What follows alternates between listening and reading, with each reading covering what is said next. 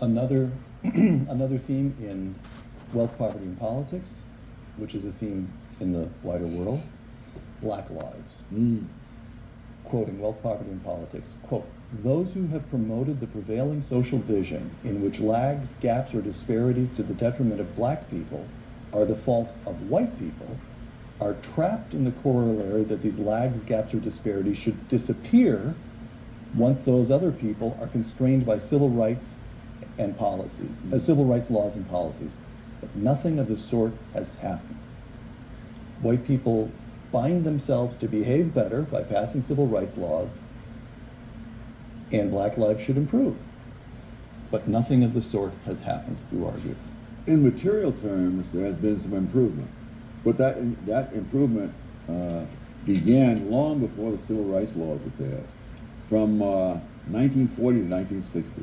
1940, 87% of black families in the United States were in poverty. 87%. 87. 1960, it's 47.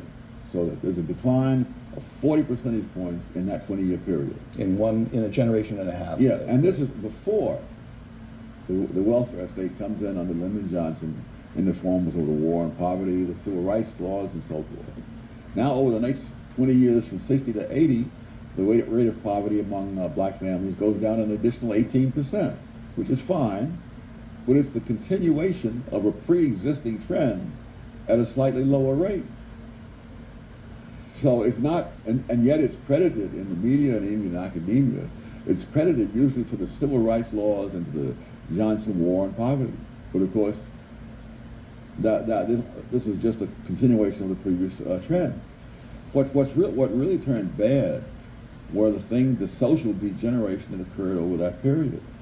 I could go on for days about the social degeneration, but let me give you just one quick example. When I grew up in Harlem in the 40s and 50s, I never heard a gunshot.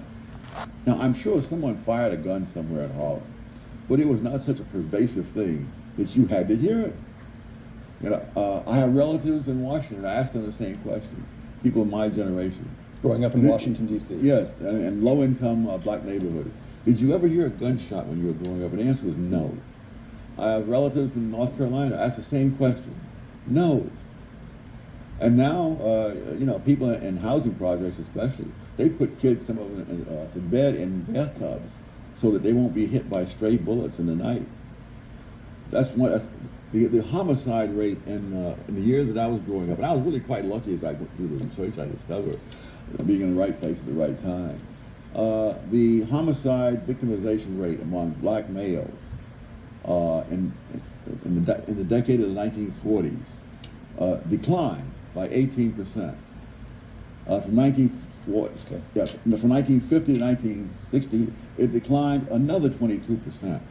And then in the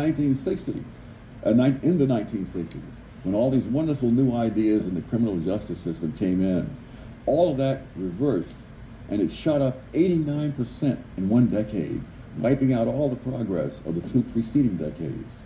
And you can run through a great number of other things. Children raised without two parents present. That was about 22% in 1960. One generation later, it was 67%, and it's gone up a little since then as well.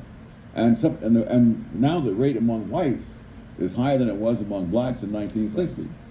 Right. So if you look at what actually happens in the wake of these wonderful sounding policies, you see disaster after disaster. All right, so very important question. Are the wonderful sounding policies simply irrelevant, beside the point, or do they actually play a role in these social pathologies? It would be an incredible coincidence. But you see, and in fact, and I go into this in more detail in this second edition in the book. You see exactly the same pattern in Britain, and all the things that in fact, right down to riots in London, Manchester, and other cities, which read just like riots in Ferguson and Baltimore, and the things like race is not an issue because most of those people are white who are doing all of these things, right down to setting fire to police cars.